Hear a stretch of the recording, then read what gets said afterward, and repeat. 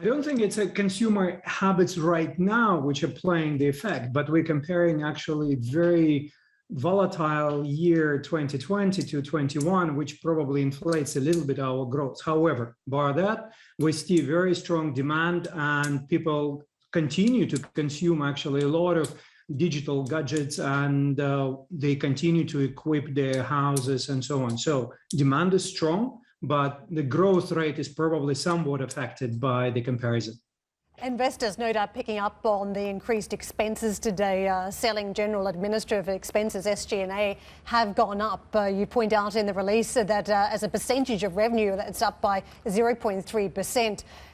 Just give us a sense as to whether you think this spending will dissipate in coming months and why it is somewhat unusual perhaps in this report that you've had to flag it up. Certainly, we're trying to disclose as much as possible to give absolutely fair picture for our investors.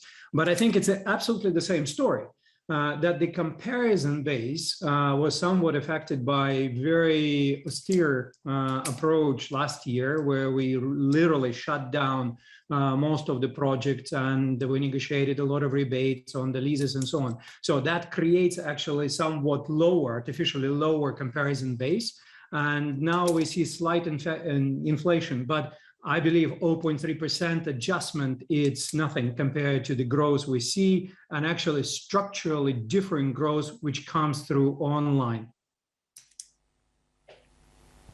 Alexander, very good morning to you. I notice in the copy as well, you're talking of shortage of certain appliance categories and models and electronic components for their production.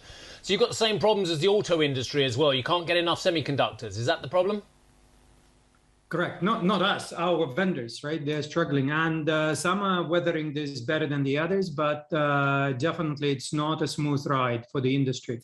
And we now and then experiencing shortages, and therefore we have to navigate around the stock, how we build it, what we acquire, and very often we go to much more spot purchases than we would like to. But in general, yes. I mean, we see still disruptions and the ripples going through the chain. Yeah, no, I appreciate your vendors. I've got one more question for you, which I wasn't going to ask until I saw this T-Mobile story. Big hack at T-Mobile. Once again, cyber security and cyberware right to the fore again as well. When people buy all these gadgets from your vendors as well, do they take out packages that protect them against this kind of hacking? Or actually, is that just an area which is a problem waiting to happen for many customers? We are not addressing specifically that issue. I would separate it. First, the privacy of the data. As you move into e-com, naturally you're handling a lot of volume of private data and sensitive data, and therefore we're putting a lot of effort to protect that. And we're behaving very responsible with that, so we are not pushing it towards advertising in any shape or form. So here we're very conservative. As far as protection inside the gadgets and so on, I don't think it's our domain of expertise, and I would address it more towards the vendors who produce those gadgets and supply the software. However, you gave me a good idea, and we'll be thinking about it. Hi, I'm Joanna Bersecci, and thank you for watching. You can check out more of our videos by clicking on the boxes on the screen.